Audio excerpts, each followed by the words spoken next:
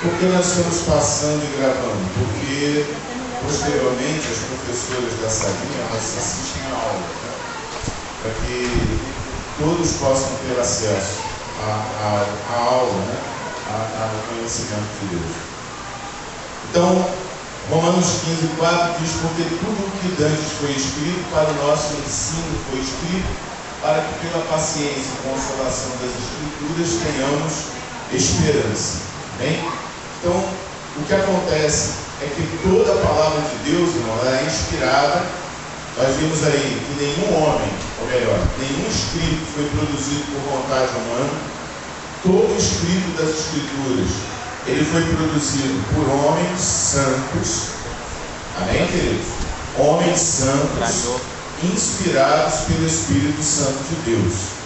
Então, homens santos, inspirados pelo Espírito Santo. Quando nós falamos de homens santos, falamos de homens que foram separados para esse trabalho. Deus, na sua obra eterna, todo o seu preceito, todo o seu projeto, planejamento, ele já separou homens para o ministério, tanto no Antigo Testamento, como ministérios proféticos, como no caso de Jeremias, Ezequiel. Jeremias mesmo diz: eu sou uma criança. Deus fala para ele: não diga eu sou uma criança, porque desde o ventre da sua mãe eu já te escolhi para ser profeta.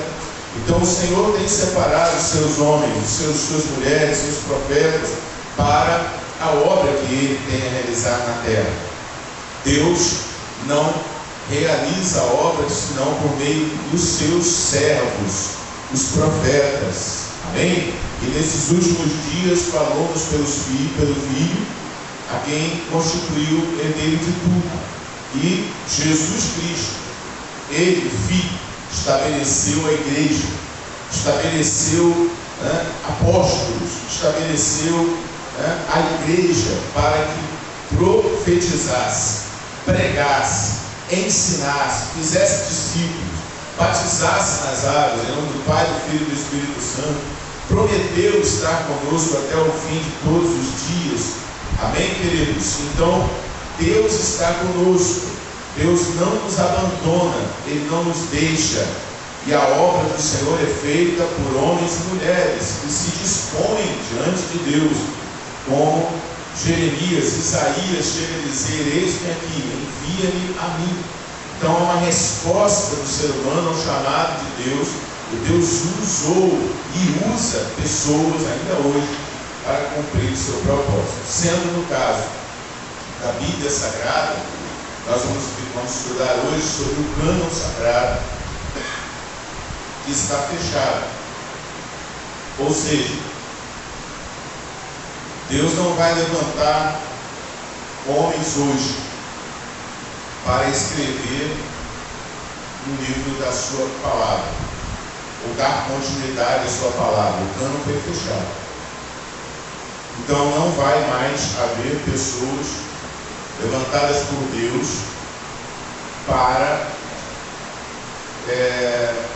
nos transmitir uma nova palavra. Não. Inclusive Paulo diz que ainda que um anjo desça do céu e nos anuncie um novo evangelho, seja ele anátema, seja ele maldito.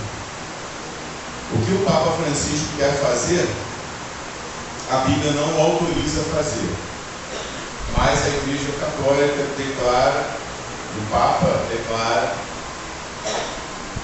que o papado é a autoridade de Deus na terra, tanto quanto, ou seja, com a mesma autoridade que a Bíblia, as Escrituras, só que atualizada. Então o Papa Francisco disse que a Bíblia está desatualizada, que ele vai lançar um novo livro, inspirado por Deus. Só que a gente lê a palavra do Senhor e Deus diz: olha, se alguém fizer isso, seja nada. Então Deus, já sabendo, na sua onisciência, que homens tentariam fazer isso, Ele já desautorizou esses homens desde que escreveu a sua palavra. Ele desautorizou esses homens para que não façam isso. Se quiserem que a igreja, as ovelhas do Senhor Jesus, não sigam esses homens. Amém, queridos? Então nós temos a palavra de Deus, lâmpada para os nossos pés, e luz para o nosso caminho. É a palavra do Senhor. Pode passar o próximo. Então, tudo que foi escrito para o nosso proveito, para o nosso conhecimento, com algum objetivo. Então, toda a Bíblia, Antigo e Novo Testamento, é a palavra de Deus inspirada pelo Espírito Santo, tem proveito, tem utilidade, tem um propósito. A historicidade do Antigo Testamento. O que é historicidade? É aquilo que a história, os documentos históricos vão provar em favor ou contra a Bíblia. Porque a Bíblia é um livro antigo. Nós temos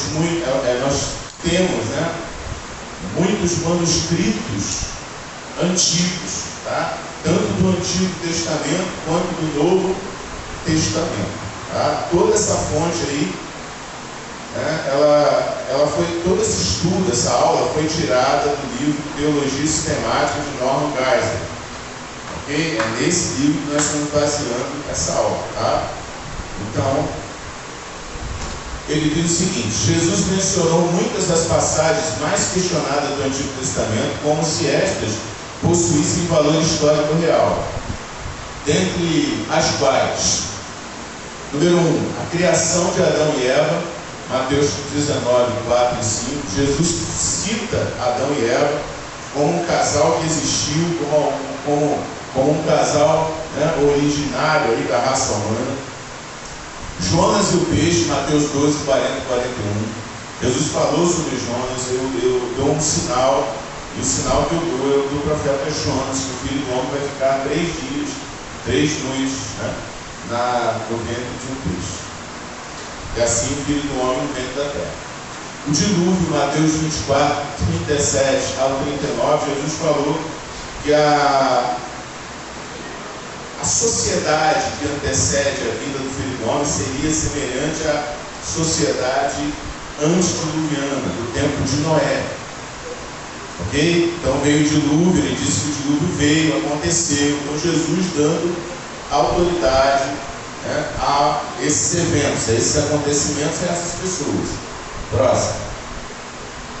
A historicidade do Antigo Testamento baseia-se em 2 fatores preponderantes. Primeiro, a confiabilidade do texto veterotestamentário e a confiabilidade das pessoas que o compuseram.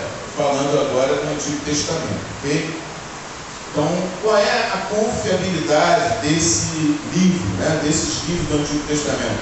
Eu posso confiar que o Antigo Testamento é verídico, é verdadeiro? Qual é a prova que eu tenho de que o Antigo Testamento é confiável? Então, isso está comprovado em documentos antigos, em manuscritos antigos. Nós vamos fazer aqui uma comparação de quantidade de documentos que comprovam, por exemplo, filósofos antigos que são reconhecidos, que são autoridades na área do pensamento, da filosofia. Então, esses documentos comprovam a existência desses homens, comprovam a obra desses homens, ao passo que o Antigo Testamento e o Novo Testamento bíblico também tem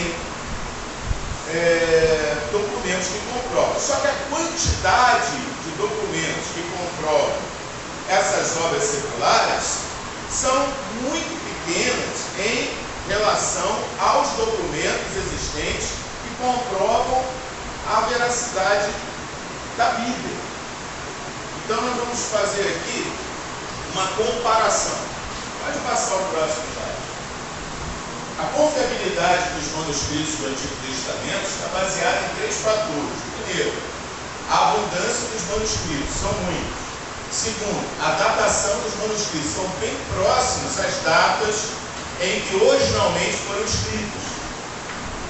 A datação dos manuscritos. E 3, a precisão dos manuscritos. Porque esses manuscritos têm uma precisão maior até do que a das obras dos filósofos. Por quê? Porque hoje existem documentos que falam a respeito do cuidado que os escribas, né, que os sacerdotes tiveram ao transcrever as escrituras. Era um cuidado que tinha por base temor a Deus, temor ao Deus Santo. Nós vamos ver tudo isso. Pode passar. A abundância dos manuscritos veterotestamentários. Vétero era antigo, né? Veterano, pessoal antigo. Considerando-se a escassez dos manuscritos para as obras da antiguidade, que são as obras seculares, né? Mesmo antes das descobertas modernas, havia um número significativo, né, de manuscritos do Antigo Testamento. Por exemplo, a maioria das obras da antiguidade somente sobrevive por causa de um punhado de manuscritos restantes. Punhado. Quase nada. Tem manuscritos, tem obras que têm 5 manuscritos como documentação histórica. E são reconhecidos. Ok? São reconhecidos. Né? 5, outros têm 7, outros têm, não me lembro exatamente, eu fiz uma tabela. Próximo. Existem somente, olha só, 7 cópias de Platão. Platão é um filósofo reconhecido, sim ou não? Platão não é citado em todas as plataformas de conhecimento, né? Sociológico, psicológico, não é, fugiu a palavra aqui, filósofo, né? Filosófico, né? Platão é um filósofo reconhecido. E das obras de Platão só existem 7 manuscritos que comprovam a obra dele, comprovam a pessoa dele e os ensinamentos dele. Então tem muito pouco. 8 de Tucídides, eu não sei quem era que foi isso. 8 de Heródoto foi um grande filósofo também citado, não tão famoso como Platão, mas também famoso. 10 das guerras das Gálias de César, 10 manuscritos, 20 das obras de Tácito, existem 200 manuscritos de Demóstenes, e o que mais tem comprovação documental histórica é a Ilíada de Homero. Tem 643 manuscritos. Você fala assim, caramba, tem muito manuscrito da Ilíada de Homero. E realmente, comparado aos demais, ele é o que mais apresenta comprovação documental histórica, né? Então, vamos ver agora a Bíblia. Pode passar, por favor. Contudo, já no final do século XVIII, Benjamin Kennicott divulgou 615 manuscritos do Antigo Testamento. E alguns anos mais tarde, Giovanni de Rossi também divulgou um total de 731 manuscritos. Tá? Fontes legais. Próximo. Além disso, começando por volta de 1890, cerca de 10.000 manuscritos do Antigo Testamento foram encontrados em Genizá, no Cairo. Quanto é que tem? Quantos manuscritos existem na Ilíada de Homero? 643. Quantos foram encontrados no Antigo Testamento do Cairo? 10.000. Tá bom para você? Desde 1947, as cavernas de Qumran, no Mar Morto, já nos proporcionaram mais de 600 manuscritos do Antigo Testamento. Próximo. A segunda maior coleção de manuscritos, a coleção Fircoide, né, de Lingrado, contém 1.582 itens da Bíblia. Só aí já tem o dobro da Ilíada, ou mais do dobro.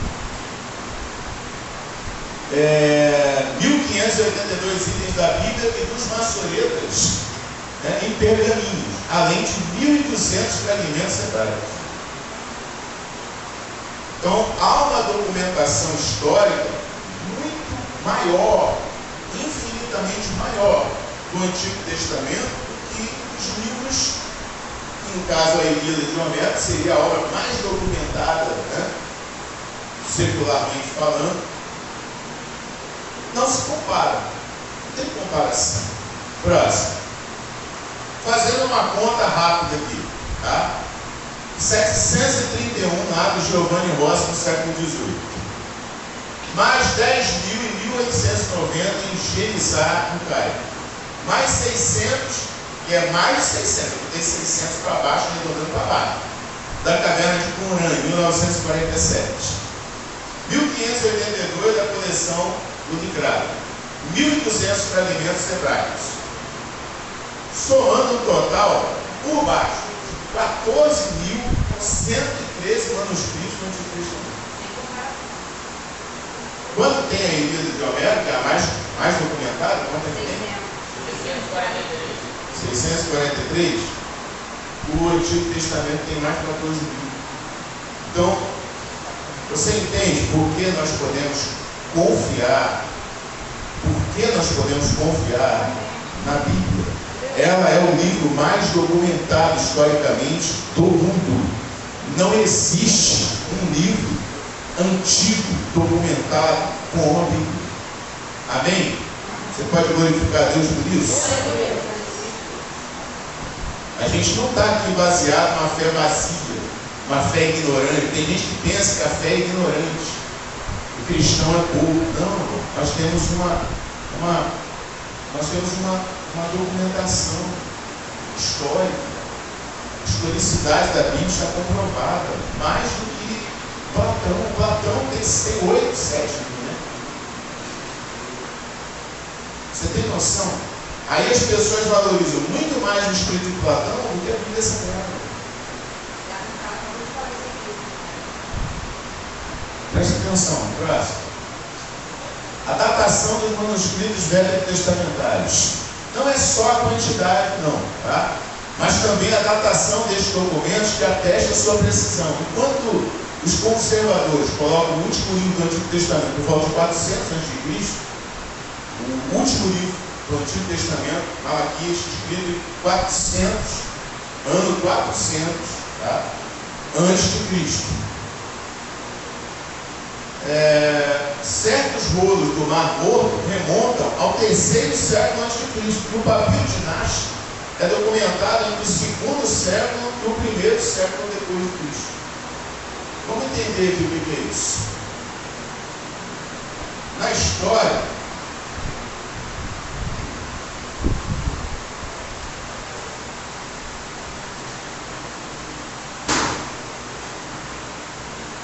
ano zero.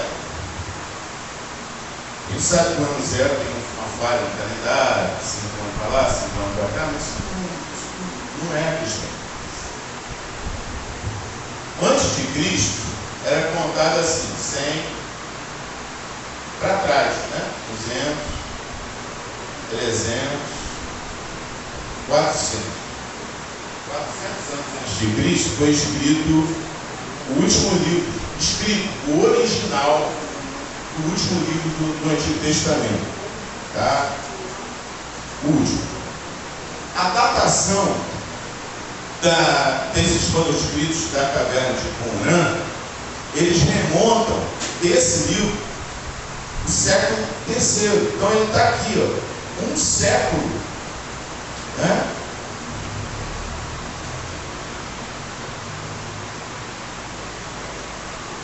No máximo um século depois. Isso aqui para a história não é nada. Platão remonta a 600 anos antes de Cristo. Você está entendendo?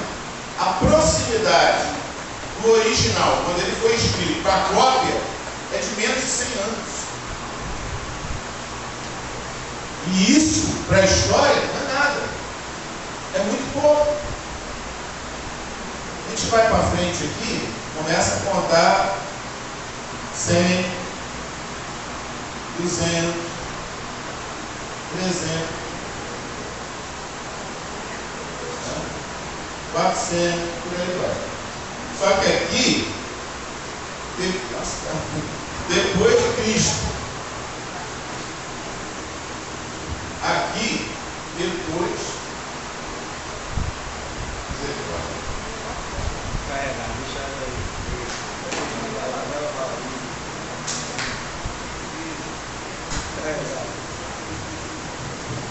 depois de Cristo. E aqui, antes de Cristo. O Antigo Testamento foi escrito antes de Cristo.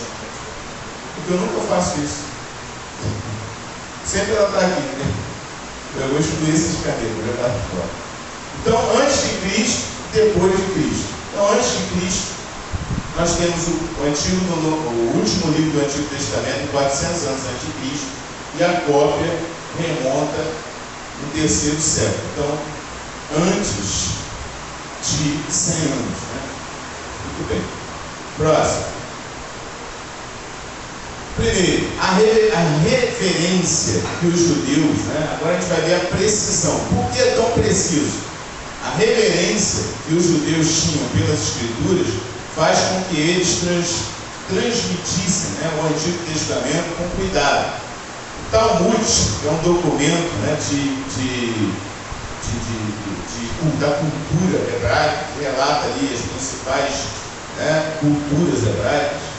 O Talmud revela as rígidas regras que os escribas judeus tinham para se sujeitar, dentre as quais estavam a contagem de todas as letras e linhas para certificar-se de que elas estavam na posição correta.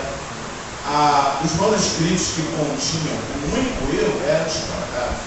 Então eles contavam letras. Você copiou uma frase. Conta quantas letras tem. Conta quantas linhas. Está batendo com o original? Tá. Então, esse manuscrito está aprovado. Não, peraí. Aqui tem 23 palavras. E no original tem 25 letras, né? Então descarta. Tem algum erro aí, nem olha, pode jogar fora. Vamos fazer uma cópia legal. Vamos fazer uma cópia. Eles tinham medo, tinham temor, medo de errar quando eles copiavam as Escrituras. Eles tinham temor a Deus. Eles não erravam, porque era cultural. Os escribas, que é claro que a gente olha na Bíblia, vê escribas e fariseus com uma conotação negativa, mas escribas e fariseus, irmão, era o melhor que havia na época, de mestres, de ensinadores, de pessoas tementes a Deus. O próprio apóstolo Paulo, ele diz: eu fui fariseu, e eu era o melhor fariseu que tinha.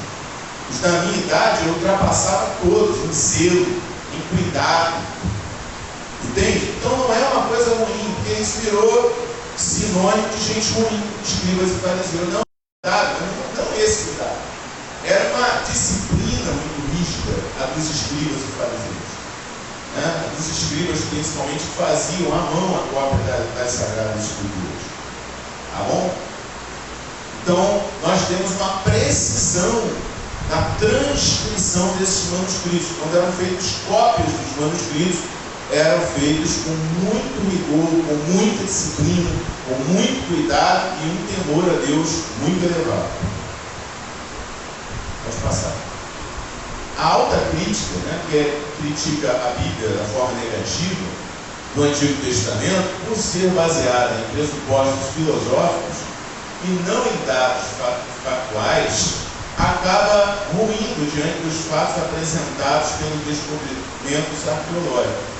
Como já vimos, como demonstrou o leão dos arqueólogos, né, do século XX, não pode haver qualquer sombra de dúvida acerca de a arqueologia ter confirmado a historicidade substancial da tradição do Antigo Testamento. O que ele quer dizer? Quer dizer que os filósofos que nós estudamos, né, os filósofos liberais, os filósofos neo-ortodoxos, toda aquela classe de pessoas estudiosas que combateram a Bíblia, né, que veementemente negaram a sua inerrância, que combateram tudo que a Bíblia fala, como se a Bíblia fosse um livro, né, de história da carochinha. Esses filósofos fizeram isso antes das descobertas arqueológicas. Depois disso, descobertas arqueológicas foram feitas que foi desmontando essas críticas. Então a alta crítica sofreu grande impacto quando houveram as descobertas dos rolos de Qumran, né, e de todas essas descobertas arqueológicas.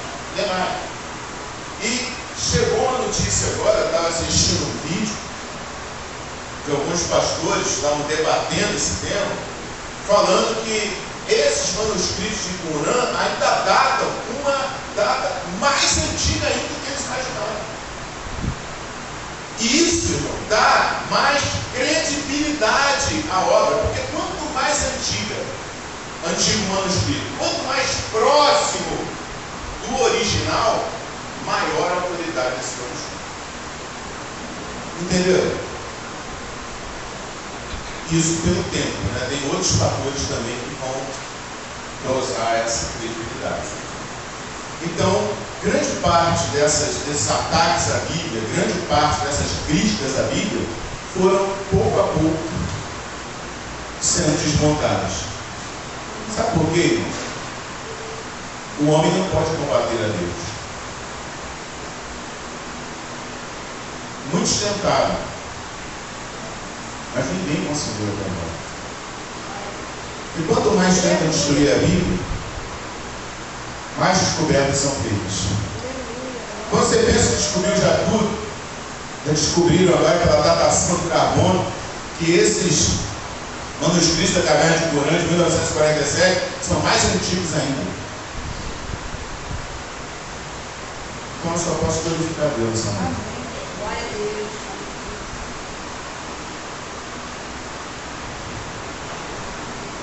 Porque eu não estou estudando um livro que não tem base documental histórica. Ele tem. Superior, muito superior a todos os filósofos gregos juntos. Então a palavra de Deus, irmão, ela é a verdade. Tanto do cunho religioso, pela fé, quanto pelo cunho documental histórico. Então, se a ciência é que comprova as coisas para algumas pessoas, cientificamente a Bíblia tem muito mais autoridade e valor do que os escritos dos filósofos gregos. Simples assim. Próximo. A maior parte da crítica negativa é pré-arqueológica, como eu acabei de falar. Tá? Baseada em pressuposições filosóficas. A pessoa pressupõe, mas ela não tem certeza, não comprovadas. E que posteriormente tornadas obsoletas pela arqueologia. A pessoa começa a cavar, escavar, achando. E nós temos aí uma quantidade muito grande de provas arqueológicas a nosso favor, graças a Deus. Sobre que base então o papo? Vamos pegar um microfone. Precisa ser, porque isso vai gravando. Sobre que base, no caso, esse Papa está querendo destacar a Bíblia para montar o livro? Por isso que às vezes é importante esse conhecimento histórico, sabe? Porque não é só falar, entendeu? Não é só uma chegada, nós entendendo as historicidades da Bíblia, automaticamente nós vamos ter o discernimento daquilo que, no caso, o opositor da Bíblia, que quer fazer outro livro, nós vamos entender. Porque não adianta só, ele vai descartar a Bíblia e vai fazer outro livro. Muitas pessoas vão acreditar, muitas pessoas vão crer, tá? Né? Vão até aceitar. Mas aqueles que têm até essa base, esse conhecimento, vai ser um pouco mais. Por isso que eu estou perguntando em que base ele vai montar outro livro, descartar a Bíblia. Com base na tradição da Igreja Católica Apostólica Romana. A Igreja Católica Apostólica Romana, ela, durante anos de história, né, claro, posteriores, no Novo Testamento já, né, ela construiu um império. Um império que na Idade Média dominou reis. Reis se dobravam ao Papa, pedindo a bênção do Papa para tomar decisões, com medo da excomunhão, porque quando era excomungado pelo Papa, a pessoa, segundo a crença católica, não tinha entrada no céu mais. Então os reis, foi uma época de muita ignorância, uma época de muitas trevas aí, em termos de conhecimento de Deus. Não havia, a palavra de Deus tinha sido tirada do povo. Sabe onde é que as Bíblias estavam? Nos mosteiros. Os mosteiros continham verdadeiras imensas bibliotecas. Isso serviu para preservação de manuscritos, serviu, mas tirou do povo a palavra de Deus. O que está acontecendo hoje no nosso meio, né, velho? As pessoas não estão tendo acesso ao ensinamento da Bíblia.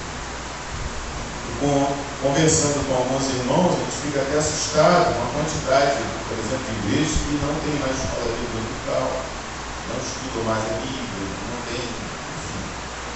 E quando ensinam o evangelho liberal, ensinam uma teologia liberal. Entende? Eu estava ouvindo, sim, mas para a gente não fugir da resposta, então essa igreja criou para si mesma uma tradição, criou leis, fez concílios. A gente vai estudar tudo isso quando na matéria História da Igreja. A gente vai explicar isso aqui. Eles se reuniram após a reforma protestante para combater a reforma, por movimentos contra a reforma. Então, a Igreja Católica não foi perdendo poder, né, diante do movimento de Martinho Lutero, né, diante do movimento de Calvino, John Knox e outros grandes reformadores, né? Eles começaram a construir o reino de Deus novamente. Esses homens na reforma protestante, eles devolveram a Bíblia ao povo. A primeira coisa que Martinho Lutero fez, quando ficou escondido, né, porque queriam matá-lo, foi traduzir a Bíblia para a língua alemã, porque ele era alemão. O que Deus fez por meio desses homens? Devolveu a Bíblia às pessoas, porque a Bíblia só existia em latim. Porque a Igreja Católica dominava o mundo, junto com o Império Romano. Todo aquele território do Império Romano era o território deles. Então eles esconderam, tiraram as missas até o início desse século. Até o século passado era transmitida em latim. A minha mãe, ela fala, eu acho que ela teve acesso a missas em latim. As pessoas não entendiam nada, só diziam amém no final, não sabiam por que estão dizendo amém. Então, durante muito tempo, se omitiu o ensinamento bíblico. E quando as pessoas não têm entendimento, fica fácil você criar um conjunto de crenças, de dogmas, e colocar sobre essas pessoas. Foi isso que a igreja fez, a igreja católica fez. Então o Papa, ele está baseado, que ele baseia que autoridade ele baseia sua atitude, seu pensamento?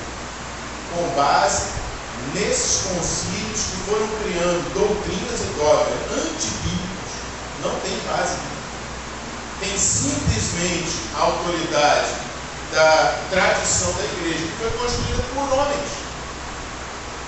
Quem constituiu Maria, Mãe de Deus? Os concílios, o catolicismo romano. A Bíblia tem base para isso? Não, não tem. Então, no caso, o que está para acontecer agora, está acontecendo no passado, mas está de uma forma técnica. Mas agora é pior. Porque antigamente eles consideravam a classe pessoal fora do que a Bíblia diz, o manual. E agora o Papa quer descartar o livro que está ultrapassado para criar uma nova Bíblia. O que vai conter essa nova Bíblia? O que eles quiserem que você acredite. Qual é a base disso? Eles. Porque baseado na tradição da igreja, o Papa tem a autoridade de Deus na terra. Ele é o representante de Deus na terra. Então o que ele fala hoje tem mais valor do que a Bíblia falou há 1000 anos atrás, 2000 anos atrás, 3000 anos atrás. Você está entendendo como é que funciona a coisa? Então, que se baseia o Papa para fazer uma declaração dessa? Na tradição da igreja, não nas escrituras. A única diferença no caso, então, que agora as pessoas não tinham conhecimento, né? Aí eles punham o conhecimento deles, no caso, na linguagem deles. Agora, hoje não, hoje no caso será diferente. O povo tem conhecimento, não tem não. Você acha que as pessoas que têm conhecimento bíblico vão continuar adorando mais na escultura? Vão continuar em procissões atrás de estátuas? vão continuar venerando homens no lugar de Deus. Que conhecimento essas pessoas têm? São enganadas. E eu estou falando das religiões, estou falando agora dentro do próprio Evangelho. A gente tem teologia liberal. Estava ouvindo um representante dessa teologia liberal. O cara é bilionário, o cara tem muito dinheiro. O cara, uma das palestras dele falando que o relógio dele custa R$1 milhão. Eu não sei o que tem uma sala dele. Ele disse que antigamente o sonho dele era ter um Land Rover. Hoje é Land Rover, se ele tiver que ter um Land Rover, ele vai ter que abaixar muito de nível. E o nível dele já está muito além. Vai ter muito dinheiro. Então o que um cara desse fala, todo mundo escuta. Por quê? Todo mundo quer ter o que ele tem. O cara tem autoridade para falar? Tem, porque tem muito dinheiro. O que as pessoas querem hoje? Dinheiro. E mais uma vez a Bíblia se comprova, né? É comprovado. De onde vem os males? Do amor ao dinheiro. O que as pessoas estão fazendo hoje? Deixando Deus e procurando dinheiro. Procurando seus próprios interesses. Para quê, pastor? Lutar contra o pecado? Ele falando, Jesus, eu esqueci o nome desse, então alguma coisa amassada. Ele diz o seguinte: muita gente dentro da igreja, ele é evangélico, tá? Muita gente dentro da igreja está em depressão, porque não consegue vencer o pecado. E não entende, ele falando, tá? Não entende que Jesus já morreu e pagou o preço do nosso pecado. Então, se você vive no pecado, você não tem que ficar triste que você vive no pecado, porque Jesus já morreu por você. Você é ignorante. E ele está pregando para que todo mundo possa viver no pecado, porque Jesus morreu na cruz e perdoou o nosso pecado. Então, para que ficar triste porque você pecou? Não, deixa eu falar, Jesus morreu na cruz. Então, olha só o nível de teologia que está sendo pregado e os ícones que estão emitindo esse pensamento dessa teologia liberal da prosperidade é justamente pessoas que têm que todo mundo quer. Entende o que eu quero dizer?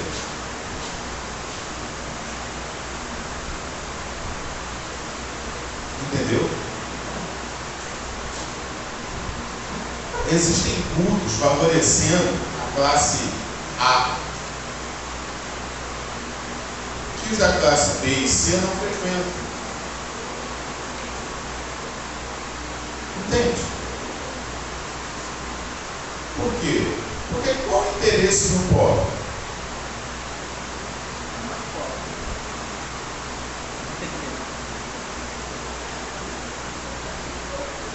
Então existe um evangelho agora para altos níveis, que não serve para cá.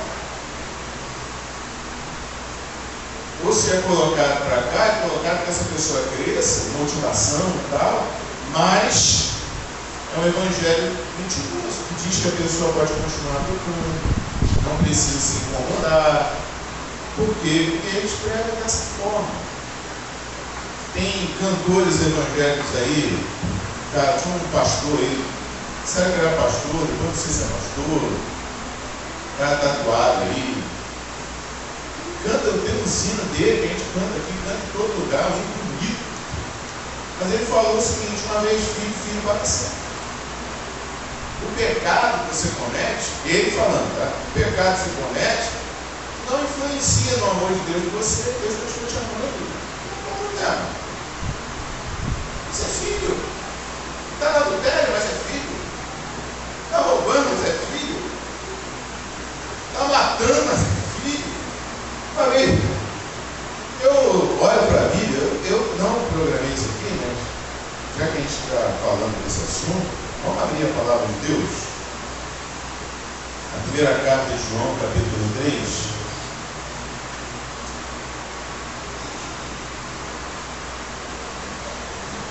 Eu queria pedir, eu peço, não queria não, eu quero pedir, eu peço que você abra a sua Bíblia, por favor. Primeira carta de João.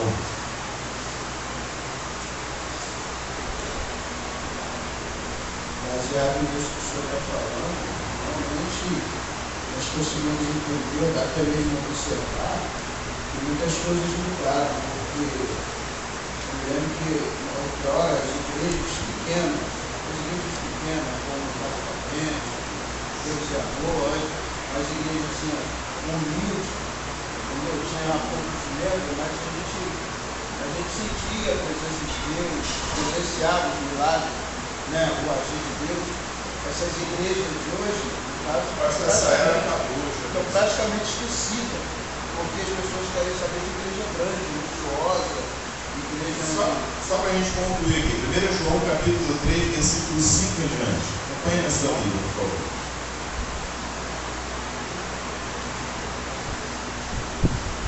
Então nós temos aí um grupo de teólogos liberais dizendo, quem quiser acompanhar lá no telão pode acompanhar.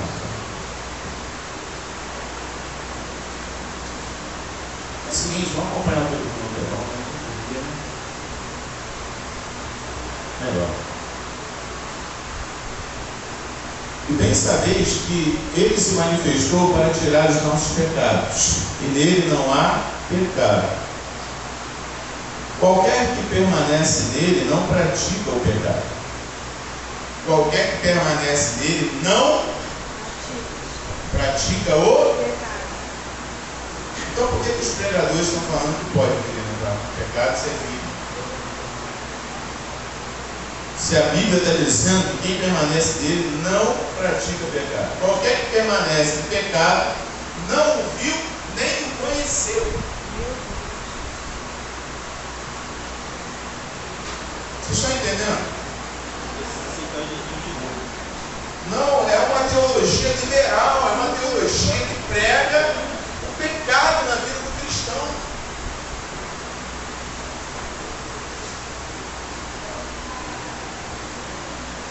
Próximo. Filhinhos. Agora ele está falando do Filho de Deus. Uma vez filho para cima não existe, tá? Ninguém vos engane. Quem pratica a justiça é justo, assim como ele é justo. Próximo. Quem pratica o pecado é do diabo. Mas se a pessoa pratica o pecado, ele é do diabo? Se ele é do diabo, como é que ele permanece filho para sempre de Deus? Como assim? Aí continuando. Para isso, o Filho de Deus se manifestou, para desfazer as obras do diabo. Que obra do diabo ele está falando? As pessoas que vivem no pecado. Se Jesus se manifestou para destruir as obras do diabo, e as obras do diabo é a pessoa permanecer no pecado, então como que permanecer no pecado se você continua sendo Filho de Deus? Jesus veio aqui, morreu na cruz para desfazer isso. Você percebe que é um evangelho ligado ao romantismo, à emoção, que pega a emoção da pessoa, meu Deus, me ama, assim, e a pessoa fica ali no chororô, na emoção, que não é o evangelho, é um engano. Próximo. Qualquer que é nascido de Deus não permanece em pecado, porque a sua semente de Deus, permanece nele e não pode pecar, porque é nascido de Deus. Se a Bíblia está dizendo que o que é nascido de Deus não pode permanecer no pecado, então como que esses pregadores têm a audácia de pregar que a pessoa é filho de Deus, filho para sempre, mesmo que você esteja no pecado? Isso não altera o amor de Deus por você, e que você pode continuar. Irmão, pelo amor de Deus, isso é um evangelho diabólico para afastar a igreja, as pessoas de Deus. Então, qualquer que é nascido de Deus não permanece no pecado, porque a sua semente permanece nele, e não pode pecar, porque é nascido de Deus. Próximo. Nisso são manifestos os filhos de Deus e os filhos do diabo. Então vamos botar um ponto aqui. Quem é filho de Deus e quem é filho do diabo, afinal de contas? Qualquer que não pratica a justiça e não ama seu irmão não é de Deus. Próximo. Porque esta é a mensagem que eu vi desde o princípio, que nos amemos uns aos outros. Próximo. Não como Caim, que era do maligno, e matou seu irmão. E por que causa o matou? Porque as suas obras eram más, e as do seu irmão justo. Agora para por aí. Por que Caim matou Abel? Porque Abel era justo. E Caim era ímpio. É esse o amor de Deus? Não. O que está acontecendo hoje? Pastor, eu tenho muito amor de Deus no meu coração. Ele ama todo mundo. Ele ama o iníquo, ele ama o perverso, ele ama o pecador, a ponto de dar a mão para ele e ser mais bonzinho do que Deus. Deus pega o pecador e lança no inferno. Essas pessoas, os cristãos, amam tanto que ele pegaria o cara que está no inferno e mandaria no céu. Então o evangelho que nós estamos vivendo hoje é um evangelho que vale tudo, meu irmão. Porque o amor, mas aquela Bíblia que diz que Deus é amor, diz que Deus é fogo consumidor, e Deus, irmão, não tem o culpado por inocente. Justamente por causa da sua justiça. A base do plano de Deus não é só amor. A base do plano de Deus é amor e justiça. Se por um lado Deus me ama, por outro Ele é justo. Se eu vivo na praia do pecado, Ele não pode me botar no céu. Eu preciso me converter para experimentar esse amor. Só que o que esses pregadores da teologia liberal, da prosperidade estão pregando é que não importa, nada vai alterar o amor. Sim, nada altera o amor, mas e a justiça? Nada também altera a justiça. Nada altera o amor. Sim, mas nada também altera a justiça. Deus vai ser injusto porque Ele te ama? Você entende? O engano é antagônico, é contrário à verdade. Mas falando em nome do amor, meu irmão, todo mundo engole tudo, aceita tudo, e a iniquidade vai entrando, o pecado vai entrando, e a justiça de Deus. Ninguém fala mais da justiça de Deus, só fala do amor. Só que o Evangelho não mostra só um Deus de amor, mostra um Deus de justiça. A gente vai cansar de ler aqui Hebreus 10, que fala que se nós pecarmos voluntariamente, não acabou.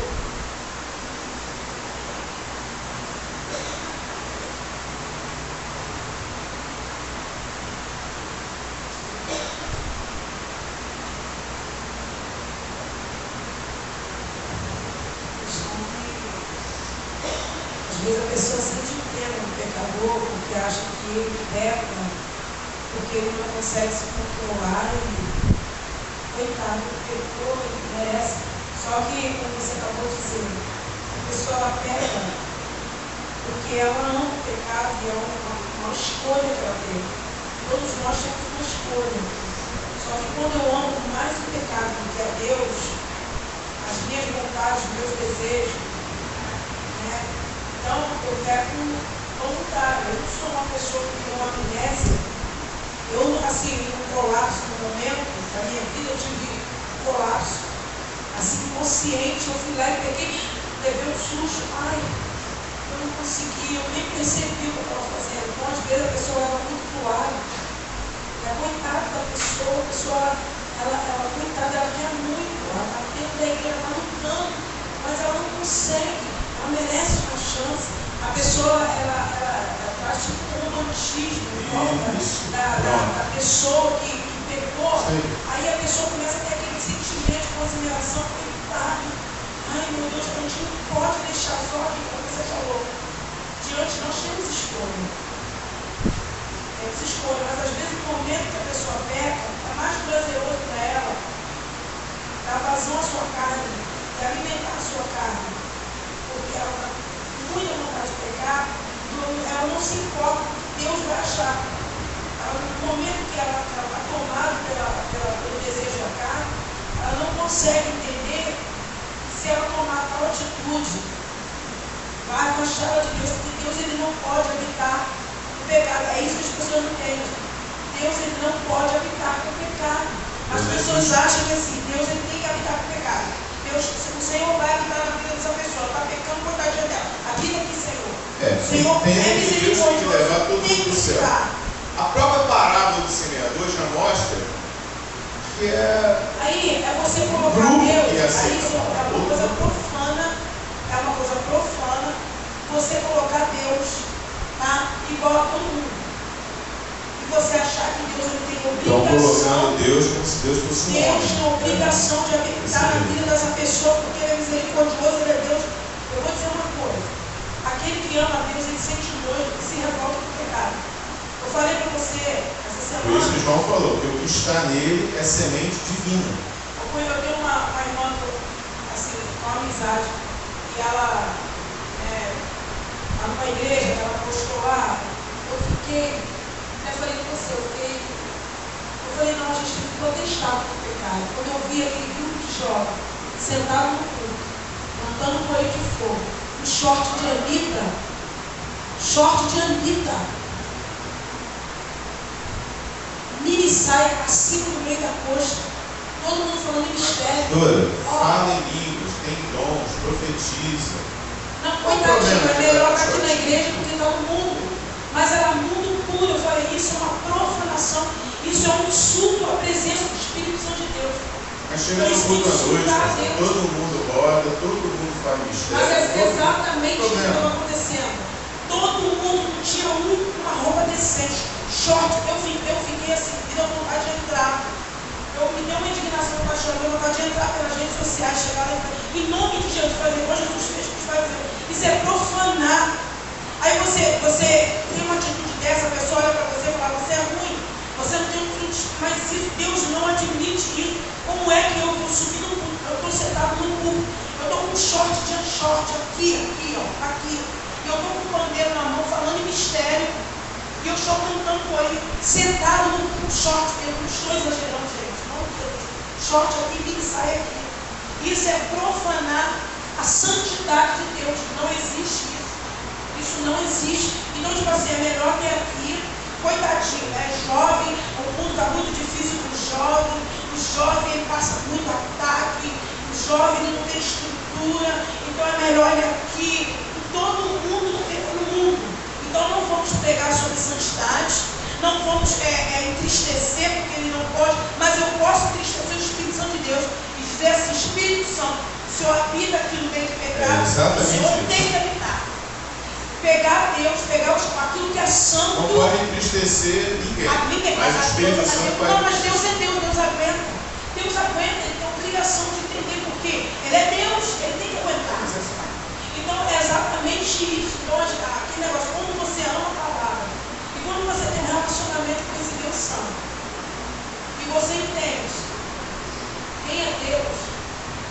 É falta de conhecimento de Deus. Você tem nojo do pecado. A Bíblia diz, o meu povo tem sido destruído porque lhe falta conhecimento. Quando você vai conhecendo a Deus, você entende que Deus é santo, que Deus é grandioso, que eu não posso chamar Deus de você de cara, de velhinho da barba branca. Eu não posso chamar Deus, eu não posso lidar com o quê? Porque Deus é santo.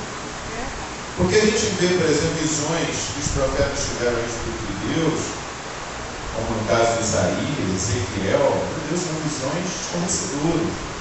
Então eu não posso tratar Deus como se fosse uma coleguinha de sala, né? Como se fosse, sei lá, um primo. Né? Eu tenho que tratar Deus com desleixo. Eu tenho que ter temor de Deus. É isso que está falando. Temor de Deus. Agora, o evangelho que está sendo pregado, o evangelho liberal, o evangelho da prosperidade, o evangelho que não é o evangelho de Jesus Cristo, ele é um evangelho que aceita qualquer coisa, está tudo bom.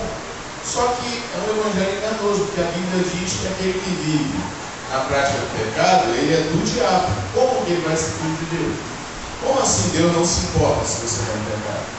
Gente, é um engano, é um engano. tá? É uma ilusão. Tomem cuidado, tá bom? O cara tem muito dinheiro, beleza? É um pastor famoso, beleza? Mas por ele ser famoso, por ele ter muito dinheiro, não significa que ele é de Deus, tá? Então, o que a gente tem que ter a preocupação de fazer? Estudar a Bíblia, a palavra de Deus. É essa a nossa regra de fé. Nós não estamos baseados, nós não podemos nos basear em pregações que as pessoas fazem. Nós temos que nos basear na palavra de Deus. Não, pastor, mas ele está pregando a Bíblia. Mas a gente tem que tomar cuidado com a interpretação que essas pessoas têm da Bíblia, fazem da Bíblia. Porque Satanás lá no Éden usou a palavra de Deus para ela. Foi isso que Deus disse. Em outras palavras, parafraseando como se fosse hoje, é isso que está escrito lá, você interpretou direito, você leu que é pecado fazer isso, você vai morrer. Olha, eu li lá o texto, mas a interpretação que eu entendi do texto, claro que você não vai morrer. Então o diabo, ele está fazendo o mesmo jogo de palavras e depois as pessoas a pecar. Entende? O problema é que nós temos escolas hoje, igrejas, verdadeiros impérios que estão abraçando a teologia liberal e estão mantendo as igrejas cheias só de pecadores não arrependidos, porque pecadores nós somos. Mas você se arrependeu, você abandonou o seu erro, você hoje é uma pessoa diferente do que você era antes. O que acontece com essas igrejas é que elas enchem as igrejas, esse evangelho liberal, de pecadores não arrependidos, porque essas pessoas entram para a igreja e continuam fazendo, cometendo pecados do mesmo jeito, ou até pior. Paulo fala disso em Romanos 6, usando a graça de Deus como uma autorização para pecar. E na verdade, Paulo diz, não, de forma alguma. Como viveria eu ainda para o pecado se Cristo morreu por mim para me libertar dele?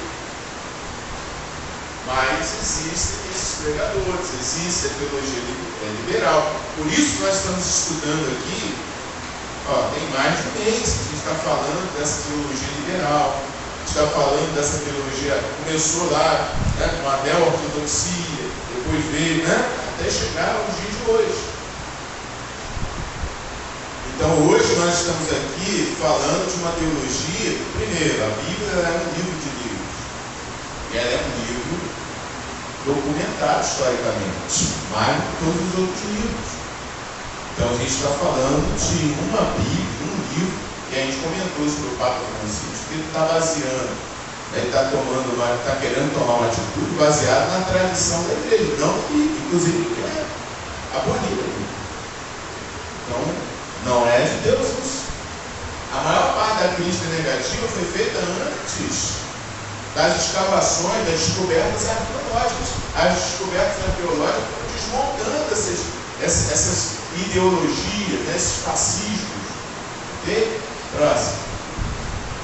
O número de manuscritos do Antigo Testamento, do Novo Testamento, perdão. Da mesma forma que ocorre com o Antigo Testamento, o número de manuscritos é surpreendente quando comparado com uma obra típica da Antiguidade, a qual normalmente apresentará de 7 a 10 cópias manuscritas disponíveis. Então, o Novo Testamento também tem uma quantidade enorme de manuscritos, mais de 5.000 manuscritos em grego, que são documentos para documentar o Novo Testamento. Próximo. Em contraste, o Novo Testamento apresenta quase 5.700 manuscritos gregos disponíveis em nossos dias. Isso faz dele o livro mais bem atestado da Antiguidade, da Bíblia. Como mencionamos anteriormente, o outro livro que mais se aproxima é a Ilíada de Homero, com 643 manuscritos.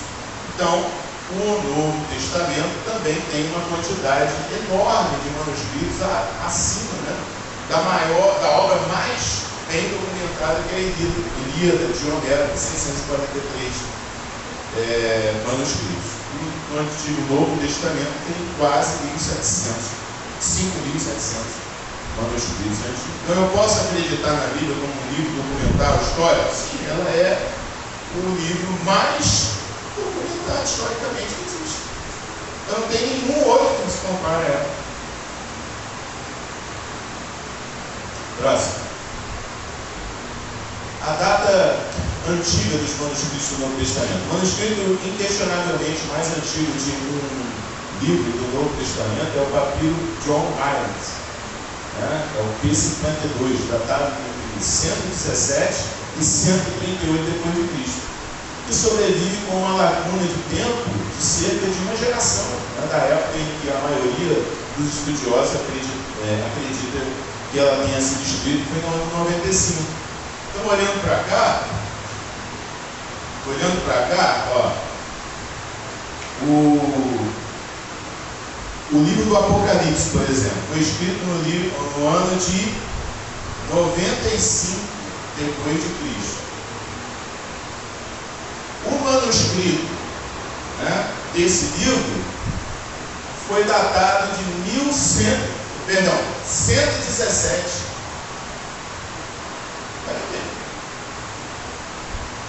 117 a 138. É uma geração. 117 a 95. Quantos anos tem? 5, né? 5 mais 17 dá 22.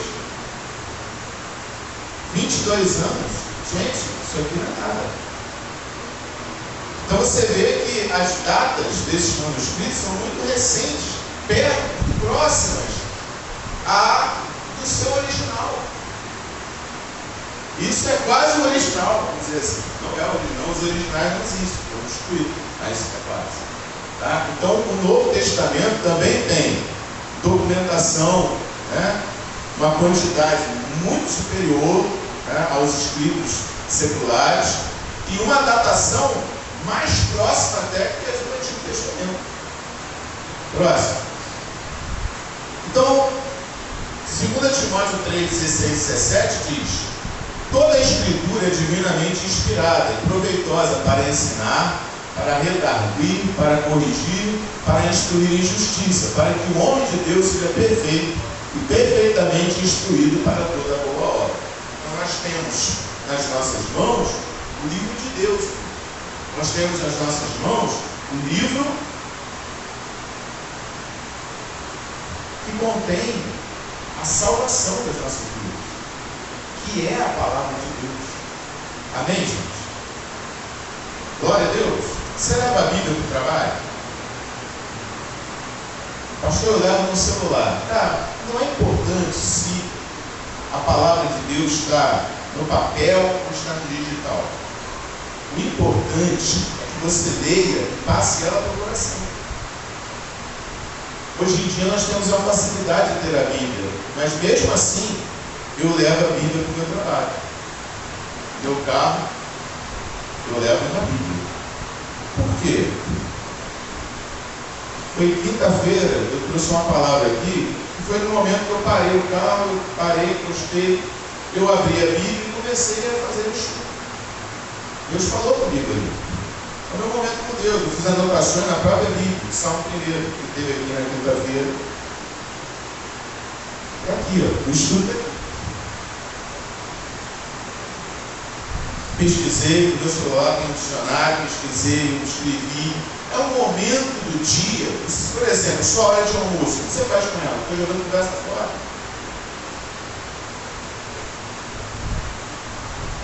É um momento que você tem para pegar a sua Bíblia, para estudar, para fazer anotações, para orar. Nós precisamos. Ah, pastor, trabalho. Tá, você não tira 5 minutos para você tomar um café? Você é o banheiro? Não estou falando que você roubar o patrão. Não faça isso. Essa sua hora de almoço, tem 1 hora de almoço. Você usa 1 hora para comer. Você fica 1 hora com o prato na mão? Fica não. Se bobear, tem gente que come 5 minutos aqui. Não é correto, né? O certo é você mastigar 30, 40 vezes, né? O bolo alimentar na sua boca antes de engolir. Todo mundo fica com nojo, né? Mas é o que é o certo fazer. Tem um cunhado lá em São João Meriti, o Jorginho, e ele senta para comer, mastiga, é o correto. Minha mãe também faz isso. É o correto. A gente não pode engolir a comida, né? Mas vamos lá, essa pessoa que demora mais tempo para comer, ela come 20 minutos. Meia hora, vou botar meia hora, 30 minutos você. Pessoa que come rápido, pega o prato e 5 minutos, né? No máximo. Nem chega assim. Mas vamos lá, vamos supor que você deve 30 minutos. Aí você escovou o dente, passou por dental, enxagou, você fez uma higiene bucal perfeita. 10 minutos. Você ainda tem 20 minutos para você ler a Bíblia. Não dá para fazer. Se você quiser, você vai fazer. Nós temos, irmão. Tem países no mundo, como na China, por exemplo, comunista, que você não pode ler a Bíblia. Você não tem. Existem países comunistas que não permitem você carregar uma Bíblia na rua. Entende? Então, quando essas pessoas pegam a Bíblia, nossa, eles não têm a Bíblia toda. Quando pegam uma porção dela e leem, eles tentam ler e tentam decorar, porque eles não sabem quando vão ter mãos sobre a Bíblia. Você tem a Bíblia. Aliás, tem a Bíblia hoje, até em áudio. Eu não trouxe no celular. Tem a Bíblia em áudio. Você bota um fonezinho de ouvido, bota no bolso.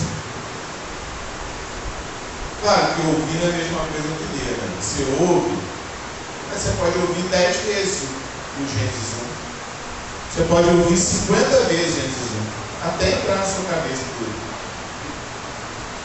Porque ouvir você não capta igual a leitura, né? Mas se você for para o trabalho ouvindo um capítulo da Bíblia, ouvindo, ouve 50 vezes, sabe? Você não decora a música? Uma hora que isso entra. Pastor, 50 não entra na minha cabeça. Olha aí, pastor. Gênesis 5. Aí não entra, então ouve 100, poxa. Você leva 2 horas, 3 horas para chegar no trabalho, dá para ouvir umas 30 vezes. Aí, o que é isso?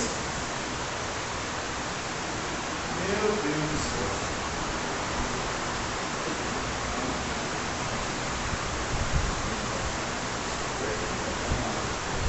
Está tentando.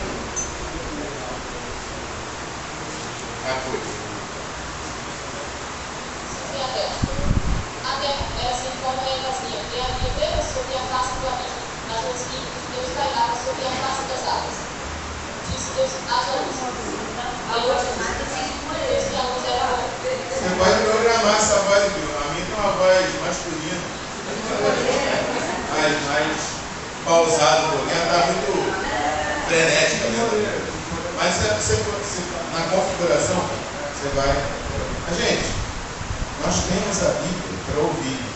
Você não gostou da voz, não gostou que ela está lendo muito rápido, você vai lá na configuração, programa a voz, programa a velocidade para ler.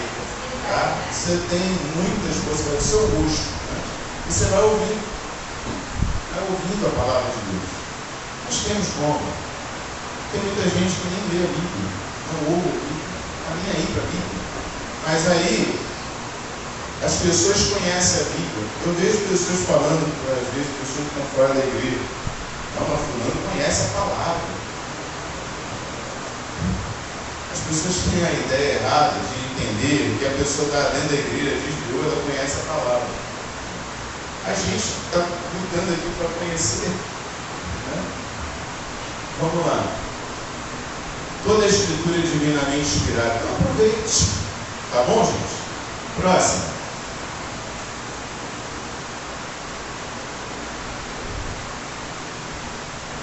Assim, 2 Pedro 1, 20 e 21. Sabendo primeiramente isso, que nenhuma profecia da Escritura é de particular interpretação, porque a profecia nunca foi produzida por vontade de homem algum, mas os homens santos de Deus falaram inspirados pelo Espírito Santo. Então, ela é a palavra, toda ela é inspirada, e nenhuma profecia da Escritura foi dada a homem algum. Próximo. Para que por duas coisas imutáveis, as quais é impossível que Deus minta, tenhamos a firme consolação, nós os que pomos o nosso refúgio em reter a esperança proposta. Né? Deus não minta, Deus não mente. Então a palavra de Deus, ela não pode mentir. Tudo que está escrito aqui está sendo comprovado na área da arqueologia, da documentação, na área da hermenêutica, né, que é importante. Então, o que nós temos que fazer? Nós temos que buscar a palavra de Deus. Eu tenho que buscar habilidade para ouvir o que o outro está dizendo, pegar o texto, anotar o texto, e depois verificar se o que ele está falando é verdadeiramente nesse sentido ou se ele distorceu o sentido. Infelizmente, nós estamos vivendo momentos, né, que nós ouvimos um pregador, um pastor, ou seja lá quem for, né, pregando, e a gente tem que anotar o que ele falou e anotar o texto e depois verificar, fazer a nossa interpretação para saber se o que ele está dizendo é verdadeiro ou não. Nós vivemos esse momento, tá? Mas a palavra de Deus ela é toda inspirada. O que a gente tem que tomar cuidado agora é com o sentido, a interpretação, a hermenêutica, né? Então, impossível que Deus minta. Então Deus não pode mentir. Próximo. Em esperança da vida eterna, a qual Deus, que não pode mentir, prometeu antes nos tempos dos séculos. Né? Então, Deus não mente. A Bíblia declara isso. Pois não. Tem um microfone aí? Quem me ajuda?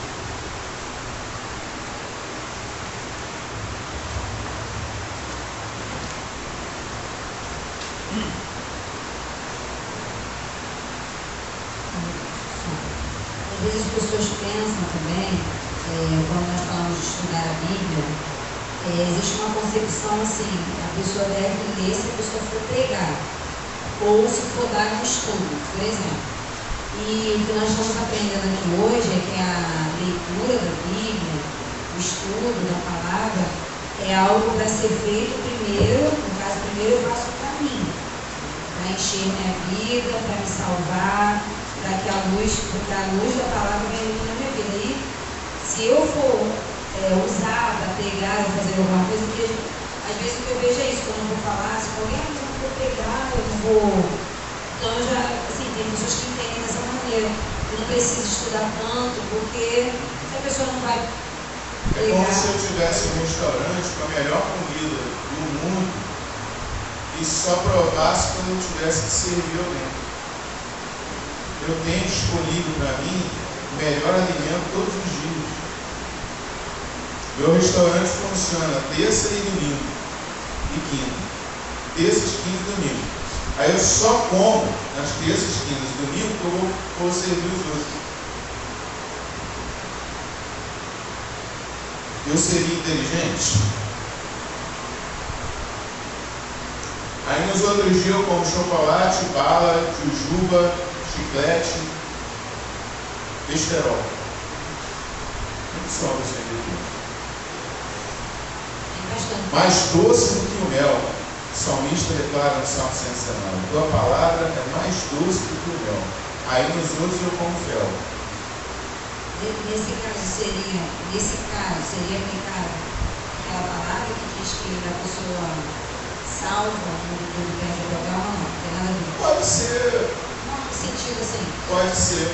Porque, por exemplo, até mesmo alguém está fazendo uso da palavra. Se a pessoa só estudar para isso, porque se a pessoa, isso que eu estou tentando. O evangelista que ganha almas e tal, mas não pratica isso. Isso, ainda não faço isso, vai ler, eu não vou estudar, que eu vou. Mas assim, no normal, no cotidiano, que a pessoa, por exemplo, se é uma igreja que não está habituada, se o pastor não prega, as pessoas têm que ler, apesar que nós já sabemos. Mas se não existe esse hábito, esse costume, entende? Então, pode haver essa concepção. Olha, a Bíblia tem que estar junto com a gente, todos os dias. E todos os dias eu tenho que ter um momento com ela. Eu tenho que ter um momento com a palavra de Deus. Entende? Não pode ser só o dia que você está na escala de pregação, você vai dar aula para as crianças, para os jovens, para os adolescentes, ou para as mulheres, os homens da vida. Não pode ser isso. Eu tenho que ler a Bíblia todos os dias. Tem uma leitura bíblica diária. Né? Em 2 Samuel. 2 Samuel. Nesse dia, por um acaso, eu li os Salmos. Mas a minha leitura diária é de 2 Samuel. Então, o que vai acontecer? Todo dia, você tem contato com a palavra de Deus. Todo dia, você está estudando ali. Todo dia, você está se alimentando. Nem só de pão viverá o homem, mas de toda a palavra que sai da boca de Deus. Então, aqui em Romanos 3, versículos 3 e 4, diz: pois que, se alguns foram incrédulos, a sua incredulidade aniquilará a fidelidade de Deus? É uma pergunta. De maneira nenhuma. Sempre seja Deus verdadeiro e todo homem mentiroso, como está escrito, para que sejais justificado em tuas palavras e venças quando fores julgado. Então, porque alguém foi incrédulo, essa incredulidade anula a verdade da forma. Então, muitas pessoas não creem, sim, mas isso anula a verdade da palavra de Deus de forma alguma. Nós cremos, nós temos a palavra. Então, no seu trabalho, tá? Seja indo para o trabalho dentro do ônibus, seja no seu horário de almoço, seja quando você chegar em casa no culto doméstico, né? Você tem que ter um contato com a palavra, seja no seu estudo particular, você tem que estar. O salmista ele disse o seguinte: escondi a tua palavra no meu coração, para eu não pecar contra ti. Por que tem um monte de gente dentro da igreja vivendo na prática do pecado? Porque não tem a palavra. Se você vive na prática do pecado e começar a ler a Bíblia todo dia, alguma coisa vai mudar na sua vida. Você vai começar a vencer e não ser vencido. Porque a palavra, ela é a espada do Espírito Santo, que penetra até o interior da alma, pode separar juntas e medulas, alma e espírito. Próximo. Algumas definições importantes, né? Os termos inspiração, infalibilidade e inerrância guardam uma relação entre si. Então eu separei ali no dicionário a definição. O que é inspiração? Significa soprada por Deus, no caso bíblico, tá, gente? Inspiração significa soprado por Deus, aquilo que provém do próprio Deus. 2 Timóteo 3, 16, 17, que diz que toda a escritura é divinamente inspirada por Deus. Ok? Nós já lemos. Infalibilidade significa aquilo que tem autoridade divina, não falha, o que não pode ser anulado. É João 10, 34, 35. Não pode ser anulado. Inerrância significa aquilo que não contém erro, integralmente verdadeiro. Tá? Então não tem nenhum erro ali. A Bíblia não contém erros. A Bíblia ela é inerrante. Tá bom? Então, voltando ali para revisar. Inspiração significa que isso foi soprado por Deus, né? A infalibilidade significa que não tem falhas ali. Ela tem autoridade divina. Como Deus não falha, não mente, a Bíblia também não falha, não mente. Inerrância significa aquilo que não contém erros, tá? Integralmente verdadeiro. Então essas são três qualidades que a nossa Bíblia, a palavra de Deus, tem. Próximo. A doutrina da inerrância não é diretamente ensinada nas Escrituras. Duas coisas, entretanto, são diretamente ensinadas. Que a Bíblia é a palavra de Deus e que Deus não pode errar. Essas duas coisas nós vimos, sim ou não? Nós vimos. Então, qual é a conclusão disso? A que conclusão nós chegamos? É o 3. Nós chegamos na 1. A Bíblia é a palavra de Deus. Tá? Deus não pode errar. Logo, a Bíblia, que é a palavra de Deus, não pode errar. Ela não tem erro. Isso é lógico. Próximo. A Bíblia é soprada por Deus. Né? Paulo declarou que toda a Escritura divinamente inspirada é proveitosa para ensinar. Então, se é inspirada por Deus, é soprada por Deus, Deus não erra, Deus não falha. Então, toda essa Escritura também não é que não falha. Isso é lógico. Esta palavra, normalmente traduzida como inspirada, significa soprada por Deus. Uma ideia semelhante pode ser encontrada nas palavras de Jesus. Nem só de pão viverá o homem, mas de toda a palavra que sai da boca de Deus, inspirada por Deus. Então nós vivemos pela palavra de Deus. Eu vou fazer uma pergunta para vocês. É possível ser um cristão, eu ser vivo espiritualmente, saudável espiritualmente, se eu não me alimento da Bíblia todo dia? É possível? Por que não é possível? Não se alimenta logo. Quem não se alimenta logo. Quem não se alimenta, Espiritualmente pode. usando aqui o físico, né? Se eu não me alimento direito, eu não vou ter saúde. Fui fazer um exame médico, fiz um hemograma e verifiquei que a minha glicose está alta. Por exemplo, eu estou me alimentando corretamente? Não, eu só como coisas saudáveis. Mas o seu exame, por exemplo, você não pode. Então você fica mentindo para o médico com aquela cara de bravo, né, te reprovando. Seu fulano, o senhor está dizendo, mas aqui o seu exame está dizendo não. Você vai fazer um exame médico e você mede o colesterol lá no exame e o teu colesterol está 230. O ideal é ir abaixo de 200. Então significa que você está comendo muita gordura. Então você tem que parar de comer gordura. Aquela linguiça, né, com bacon e ovos de manhã, você tem que parar de comer. Não é verdade? A fritura, né? Então, em vez de fritar o ovo, você vai cozinhá-lo. Ou a gente gosta mais do ovo frito. Joga aquela linguiça cortadinha, né?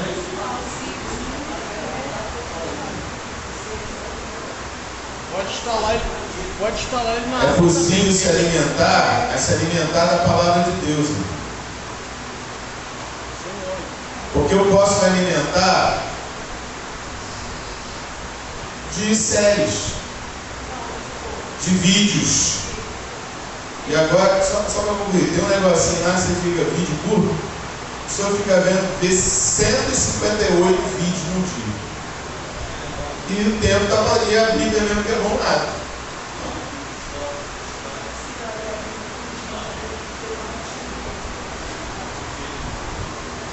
É possível. Gente, vamos entender aqui uma coisa. A pastora perguntando ali: é possível eu ler a Bíblia todo dia e ter uma vida saudável? É possível que eu leia a Bíblia todo dia e não tenha uma vida saudável? Sim, é possível. Mas vamos entender aqui uma coisa. Primeiro ponto é eu me alimentar. O que é me alimentar? Como eu vou me alimentar de um livro? Eu vou primeiramente ler. Depois vou meditar. Depois vou praticar. Também não adianta só ler. Eu só leio. Eu conheço a Bíblia de trás, mas eu não pratico. Jesus já prevendo essa atitude, ele disse: eu assemelho ao homem que ouve as minhas palavras e não as pratica, como aquele que edificou sua casa sobre areia. Vem o vento, a chuva, o temporal, essa casa vai ruir, vai cair. Porque não está sobre a rocha. Agora, aquele que ouve as minhas palavras e as põe em prática, Esse é igual ao homem que construiu a casa sobre a rocha. Então não é só ler, mas o princípio, o primeiro passo é ler. Alimentar-se da palavra de Deus não é só ler, é estudar, meditar. Salmo 1 diz, no versículo 2: Antes, tem o seu prazer na lei do Senhor, e nela medita de dia e de noite. Pois será como a árvore plantada junto a ribeiros de água, tudo que ele fizer prosperará. Por que tudo que ele faz prospera? Mágica? Não, ele está praticando a palavra. Então, se ele está praticando, a obra da mão dele, o que ele faz, é bíblico. Entendeu? Tira o misticismo da sua cabeça de que eu estou lendo a Bíblia, estou na Bíblia, e agora tudo vai concorrer, eu vou ficar rico, vou ficar milionário, que é o que eu estou pregando. Né?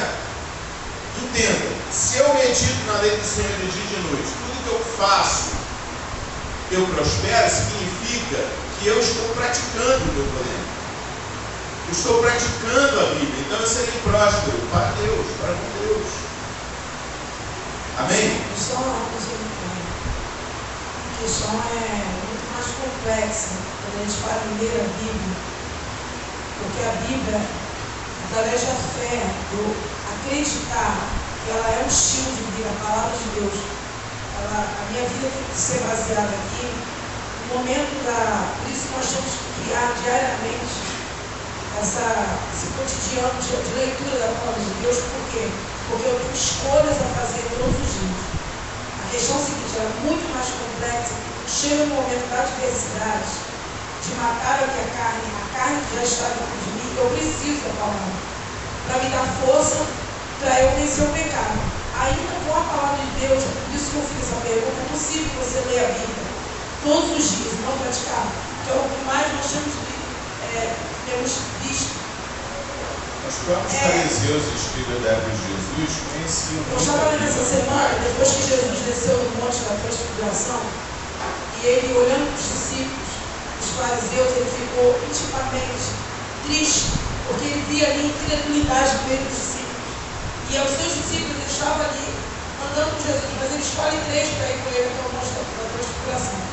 Quando ele vai, acho que aconteceu alguma situação ali que os discípulos ficaram meio enciumados, e Jesus escolheu somente 3 para ir com ele. Aí teve o lunático, o jovem lunático que estava com enfermidade. Ele tinha crises e ele tinha um comportamento suicida. Naquele momento, nenhum dos discípulos conseguiu expulsar o demônio daquele jovem. Jesus, ele olha aquela situação, quando ele desce, estava esperando Jesus, o pai desesperado. Os discípulos já haviam tentado, ninguém conseguiu, porque havia uma incredulidade ali. Jesus fica triste quando ele vê aquela situação. Ele, ao invés de presenciar uma fé constante na vida dos discípulos, que eles andavam com Cristo, eles estavam aprendendo do Senhor, os discípulos eram diferenciados da multidão. A multidão, ela buscava o Senhor, porque ela queria alguma coisa, mas os discípulos eram mais chegados a nós. Então eles tinham um ensinamento da palavra. Jesus, quando falava parábola, ele estava falando única e exclusivamente aos discípulos. Jesus, ele separou os discípulos da multidão. Então ele ensinava os seus discípulos. Mas naquele momento ele se depara com incredulidade.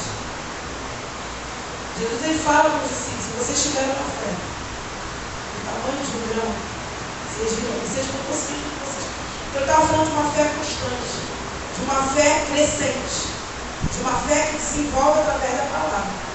Então é muito mais complexo, por isso que eu te fiz essa pergunta, porque eu posso criar um hábito de leitura, mas não de um relacionamento, de ler a Bíblia para adquirir um relacionamento, a fim de extrair da palavra uma mudança de vida, um estilo de vida real, aqui dentro do nosso. Por que a gente vê muitas pessoas dentro das igrejas hoje com dificuldade?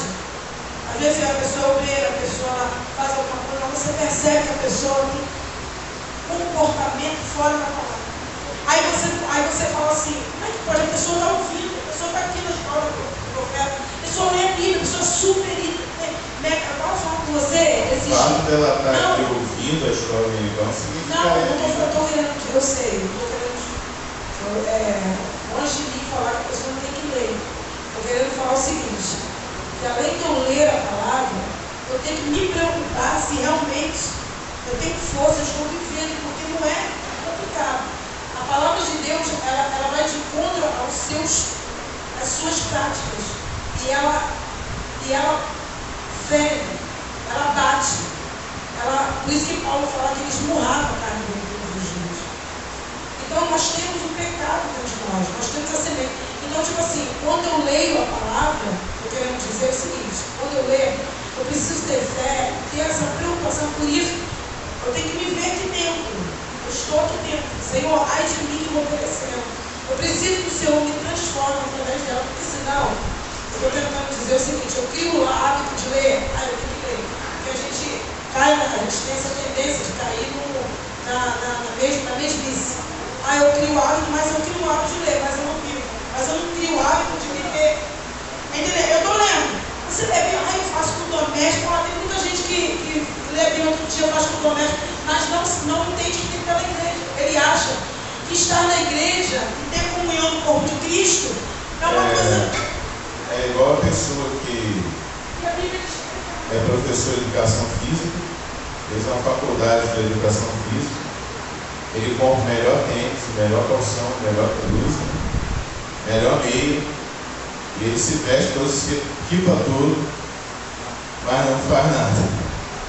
Né? Então ele tem todo o conhecimento, ele tem todo o equipamento, ele sabe fazer tudo, todos os exercícios, instrui todo mundo, mas ele mesmo não faz nada. Né?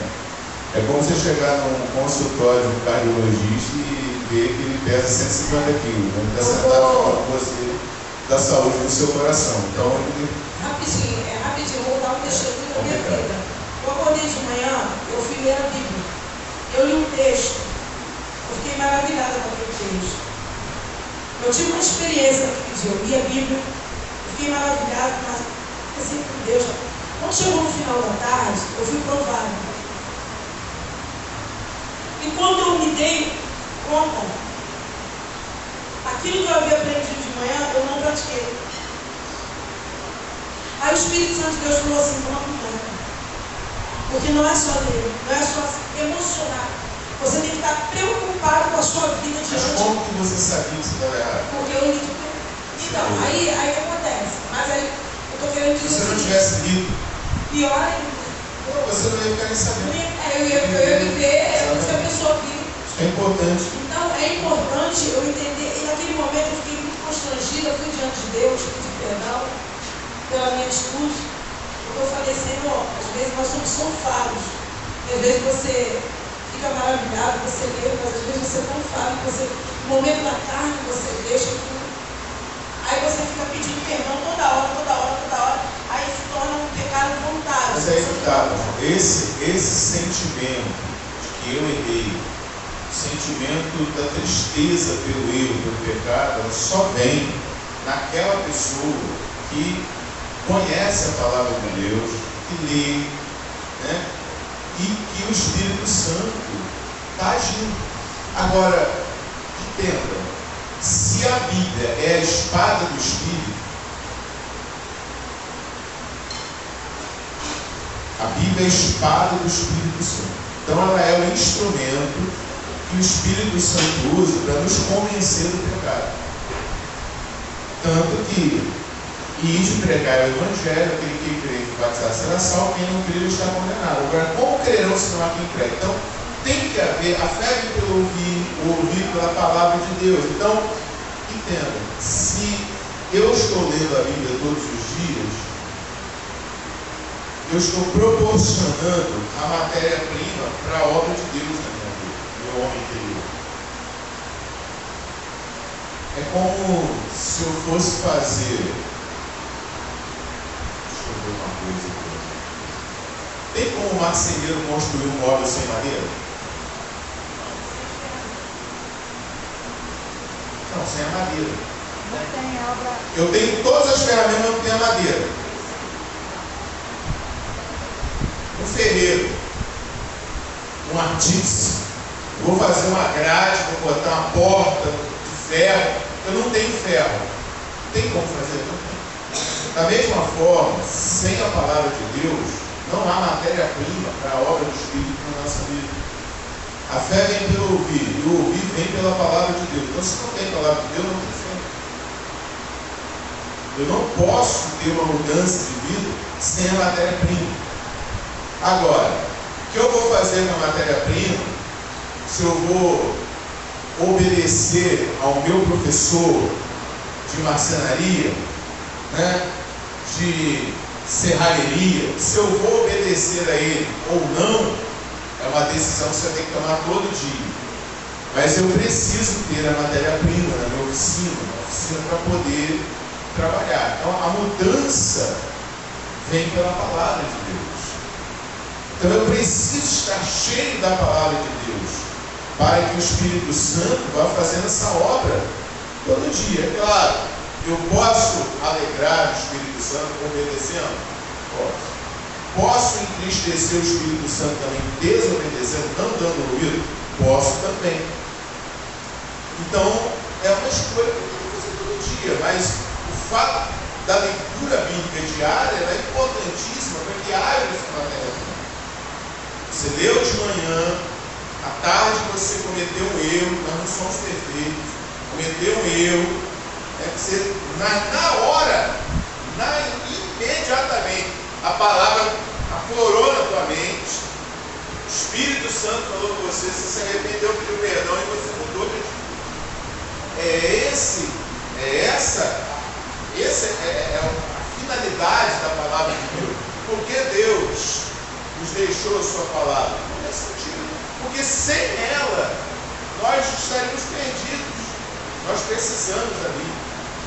É nosso pão, é nossa vida. A questão do conteúdo, a questão da pessoa da prática, sim, com certeza, a leitura, mas também a preocupação de eu estar nela. Não que você não tem que ler tudo. Mas essa preocupação de estar nela é eu escolher. Sim, mas assim, mas o que eu quis dizer é o seguinte, que além de você ler, além de você adquirir o hábito todos os dias, além de você ter essa visão em mente que eu preciso da palavra todos os dias, além disso, acrescentando, tá? O amar, eu tenho que ter uma obediência. Isso eu quis dizer. Entendeu? Não que você não tem que ler livro, que você não tem que deixar a palavra que não tem que adiantar. Não é isso não. Além disso, é necessário que eu me preocupe para não criar o hábito. Por que eu estou falando isso? Porque eu tenho deparado com muitas pessoas, às vezes elas falam, não, mas eu leio a Bíblia. Mas você assim, lê a Bíblia. Só que você lê a Bíblia porque você tem o seguinte, você tem que ler. Só que você ainda não tem uma preocupação de que não é só ler. A Bíblia ela tem que ser para mim e para todo cristão um estilo de vida. Eu tenho que ter essa fé. Essa fé crescente. Eu tenho que acreditar que o Senhor, o Espírito Santo de Deus, a espada do Espírito, o Senhor Jesus nos deixou a palavra para que eu vivesse nela como estilo, porque eu sou luz do mundo. Eu não posso ter as mesmas práticas que eu tinha antigamente quando eu estava no pecado. Hoje, para eu ser luz, para eu ser essa pessoa diferenciada no mundo em trevas, eu preciso ter a Bíblia como um estilo de vida prática no meu dia a dia. Então, essa é a importância de eu aplicar. É porque, como eu estava falando o seguinte, como eu acabar de ler, eu não posso, eu tenho que perdoar o meu irmão. E logo em seguida alguém me faz algo e eu começo a espraguejar essa pessoa e a dizer que eu não quero mais ver essa pessoa na minha frente e eu viro a cara, eu tenho um comportamento totalmente, mas eu acabei de ler que eu não posso, Jesus ele foi crucificado, Jesus ele foi, os doutores da lei, eles já no tempo todo falando que ele não era filho de Deus. As pessoas procuravam Jesus por interesse, mas o comportamento de Cristo em relação a essas pessoas, ele combatia, mas ele era uma pessoa que ele, entendeu? Ele tinha uma postura, um comportamento, entendeu? Diante dessas Paulo, entendeu? A gente vê hoje. O apóstolo Paulo é um exemplo daquilo que nós devemos fazer, né? Ele disse: "Sede meus imitadores, como eu fui Cristo." Ele tinha um conhecimento praticado. Às vezes você olha dentro da casa do Senhor, há muita inimizade, às vezes dentro do lar, há muita inimizade, as pessoas não conseguem aplicar a palavra de Deus, a palavra, ela tem que ser um estilo de vida. Eu tenho que trazer essa harmonia do Espírito Santo para o meu dia a dia, no meu trabalho, na minha casa, no meu casamento, no meu relacionamento, principalmente na casa do Senhor. Então, ela é essa fé que Cristo vem através da palavra, da leitura da palavra, do ouvir, ela é crescente. Ela é como a semente. Nós já vamos mostrar que ela cresce. Pode ver que aqui mais nos surpreende são aqueles que lê, conhecem a palavra de Deus e ensinam. Às vezes esses são os que mais nos surpreendem de não praticá-lo a sua vida. De não praticá-lo a sua vida. Esse mundanismo que nós estamos vivendo hoje, a gente, você vê, isso é a falta da prática. A gente tem um número muito grande de pessoas que não praticam a palavra de Deus. O que a gente pode fazer? Vamos fazer a nossa parte. Vamos estudar a Bíblia. Você estuda a Bíblia. Você pratica a Bíblia. Você vive a Bíblia. E você vai ter a vida eterna. Entende? As pessoas sempre, no mundo, né? Sempre houve aquele grupo de pessoas que não. Jesus falou, contou para a gente uma parábola de um semeador que saiu a semear. Uma parte das sementes caiu no caminho.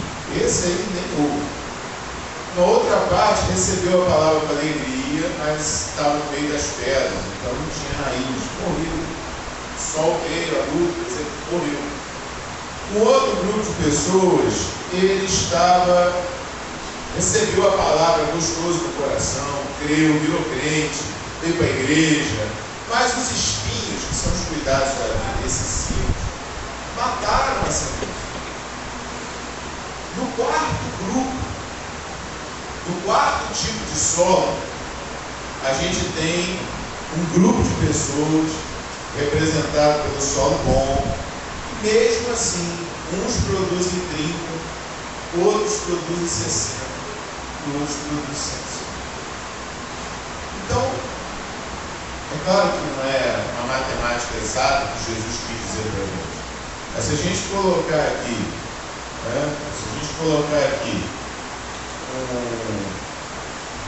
uma divisão de grupos, a gente tem 4 tipos de solo: o caminho, as rochas, os espinhos e o solo bom. Estudar 25. A matemática aqui, né? Mas deixa eu ver como vai jogar, tá? Vou levar tudo para a minha casa. 25%,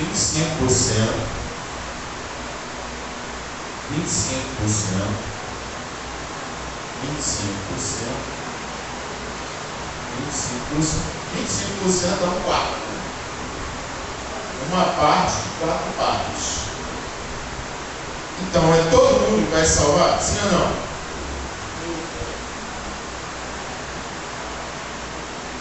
Porque desse grupo aí,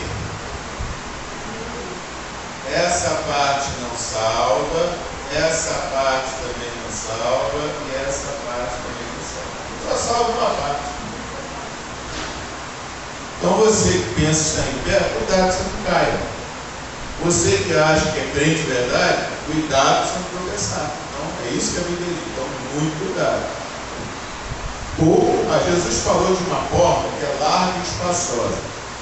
Quantas pessoas passam pela porta larga e espaçosa? Ele disse que uma multidão incontável passa por essa porta larga e espaçosa. Mas o caminho que conduz à salvação ele é apertado, estreito, cheio de pedras, espinhos. É difícil passar por ele. Então, poucos são os que entram por essa porta. Então, a gente está falando da prática da palavra de Deus. Esse não pratica, esse até lê não pratica, esse não pratica, esse nem lê não pratica, esse não pratica. Entende? Só um pequeno grupo lê e pratica. O que nós temos que fazer? Eu tenho que ter a preocupação de estar dentro desse grupo menor que pratica. Esconder a palavra no coração. Porque se eu não fizer parte daquele grupo que pratica, ou eu faço parte, não. Do grupo que não é disputa, que é o grupo do caminho, a gente já não faz parte. A gente já está discutindo. A gente pode fazer parte do grupo da pedra, do espinho ou todos são bons, aí tem que escolher. Preocupante mesmo. Pastor, vamos pregar, vamos salvar todo mundo, vamos forçar, vamos pegar a pessoa, amarrar ela para dentro da igreja. Você não consegue tirar, você não consegue mudar a pessoa por dentro. Só quem muda a pessoa por dentro é o Espírito Santo. Só quem faz a metanoia, a mudança de mente por dentro, é o Espírito Santo. Tem um monte de crente dentro das igrejas aí que vive no pecado, irmão. Você vai falar com ele, ele acha que está certo. Não vai ficar discutindo. Jesus falou assim, ó, não jogue pedra aos porcos. Falou para a pessoa uma vez, falou 2 vezes, falou 3 vezes. A pessoa não ouviu, continua na parte do pecado, considera essa pessoa comigo. Não tem mais nada para falar. Pastor, está na igreja, deixa que você na igreja. Quem salva é o Espírito Santo, é Deus. A gente está aqui para ensinar o que tem que fazer, ensinar o certo. Agora eu não posso mudar ninguém. A gente tem essa aula agora. Domingo que vem é dia das mães, não tem programação na igreja de manhã para você almoçar com a sua mãe. Nós temos mais 2 aulas, essa acabou, né? Temos mais 2 aulas de bibliologia. Encerrar vai começar a doutrina de Deus, em junho. A gente está em maio, né? Foi o primeiro sábado, o primeiro domingo de maio. Olha como o tempo está correndo. Então eu tenho mais 2 aulas só dessa matéria no mês de maio. Em junho a gente vai começar a doutrina de Deus. Olha quanta coisa, né? A gente já aprendeu aqui. Olha só aqui, terça-feira nós temos estudo bíblico aqui. Palavra com qualidade. Quinta-feira também. Quantos anos você tem de evangelho? Quanto tempo você está ouvindo uma pregação genuína, com conteúdo da palavra de Deus? Quantos anos você está lendo a Bíblia todo dia? Todo dia você lê a Bíblia? Todo dia eu leio a Bíblia. Beleza. Que grupo você faz parte? Porque eu posso receber a palavra de Deus no coração com muita alegria. Eu posso morrer por falta de profundidade, por falta de raiz. Eu posso receber a palavra de Deus com muita alegria, dizer, vou matriculei no seminário, agora eu vou estudar a palavra, fazer a vontade de Deus. Só que os espinhos, que são os cuidados da vida, podem matar você essa festa. Olha como é perigoso, olha como é que a gente tem que estar atento. O problema do cristão é que ele luta com alguém que tem dentro dele, não só com o que está fora, também com o que está fora. Por exemplo, quem morreu, a semente que morreu queimada pelo sol são universidades fora, são de raiz, mas o que vem de fora atingiu ela e morreu. A que tinha raiz, né, mas foi abafada pelos espinhos, também. Cuidados da vida.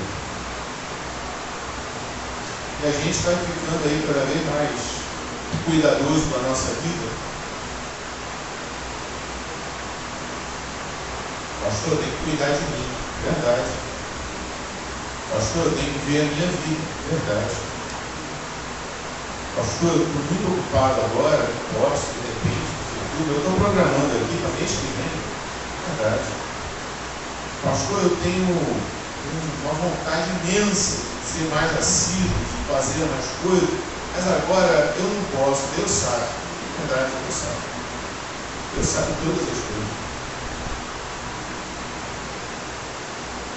A gente tem que estar preocupado realmente com a nossa salvação.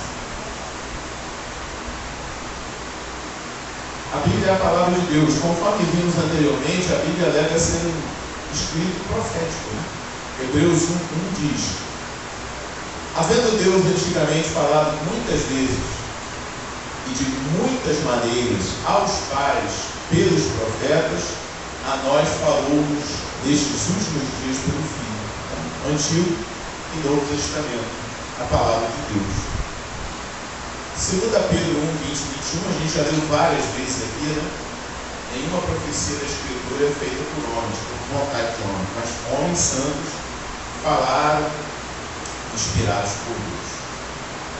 Amém? Vamos ficar com essa palavra aqui? E a gente vai ficar de pé, vamos orar ao Senhor nosso Deus. E que você seja um cristão praticante da palavra de Deus. Mas para ser praticante, você precisa criar o hábito de ler, para conhecer primeiro, para praticar depois. E porque a Bíblia é a matéria-prima que o Espírito Santo usa para transformar a sua vida. Pastor, eu estou na igreja e não consigo vencer o pecado. O pecado não consigo vencer. Se enche da palavra de Deus, oração, clama ao Senhor. Com certeza, se você quiser, Deus vai mudar você. Sua vida vai mudar. Amém? Você vai nascer de novo. Não tem ninguém com um coração contrito, procure a Deus e seja desprezado. Mas muitas pessoas buscam a Deus e não são atendidas. Por quê? Porque buscam a Deus para satisfazer os seus próprios desejos. Tiago fala isso. E aí entra a teologia liberal, a teologia da prosperidade. O filho, uma vez filho da ciência, você pode ver o pecado que Deus chama assim mesmo. E as pessoas vão sendo enganadas. De que se queixa o homem, senão dos seus próprios pecados? Tiago fala, vocês são atraídos e enganados pela sua própria concupiscência. Então, resumindo em outras palavras claras, a pessoa que segue o evangelho da teologia liberal ou da prosperidade, qualquer outro evangelho que não seja o evangelho da cruz, de negar a si mesmo e seguir Jesus, simplesmente está satisfazendo o seu próprio desejo. Não são coitadinhos. Estão ali porque desejam. Quando alguém sai de casa 5 horas da manhã para buscar a campanha da casa própria, ele está brigando para ser um cristão melhor, ele está brigando para ter a casa dele, está orando. Não estou falando que é errado você pedir a Deus na casa própria. Estou falando que as pessoas estão dentro da igreja só por isso. E buscando coisas materiais, buscando bens materiais. Não estou falando que é errado você orar pedindo a Deus uma casa, pedindo a Deus uma melhoria. Estou falando que é errado você estar aqui só por causa disso. A gente precisa abraçar o evangelho da cruz, negar a si mesmo, praticar, de que forma? Matando a carne, criando hábitos bons. Para de ver tanta televisão, para de ver tanto celular, para de ver tanta série, cancela essas assinaturas, vira um cristão de verdade, que vai ler a Bíblia, que vai estudar a palavra de Deus.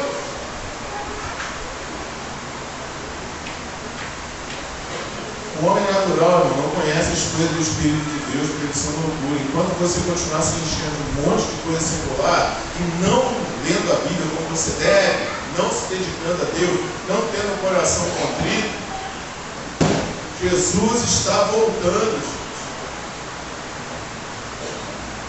E vou dizer mais, contrariando aí o filme, a teologia do deixados para trás, não há garantia nenhuma na Bíblia de que quem ficar para trás vai ter segunda chance de salvação, não.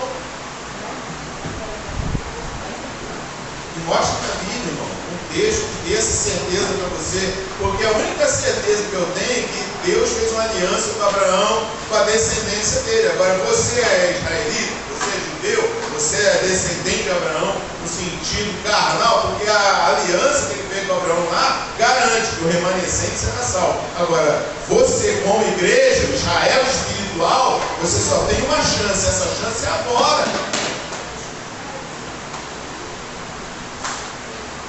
Não, pastor, eu estou aqui vou ficar na tribulação, eu dou meu jeito. Não tem jeito. Ficou no arrebatamento, não foi no arrebatamento. Eu não tenho esperança para você. Se você não subir na primeira, se você não subir na primeira ressurreição, se você não ressuscitar, se você estiver morto, você vai ressuscitar na primeira ressurreição. E nós que estivermos vivos seremos transformados. Esse grupo está garantido. Esse grupo é a igreja. que vai subir no arrebatamento. Jesus não vai levar essa igreja. Israel tem uma aliança lá, os que remanescentes serão salvos, está escrito. E você? Em qual desses dois grupos você está encaixado? Não, pastor, eu não sou judeu, não sei nem se eu vou estar vivo nesse dia, e eu não sou também da igreja, eu não sou salvo, estou aqui, mas eu vivo na prática do pecado. Querido, você está perdido. Se acha, enquanto é tempo. Vem para esse grupo aqui, de praticantes da palavra de Deus. Se você ficar e não subir no arrebatamento, acabou para você. Ficar de pé, vamos orar.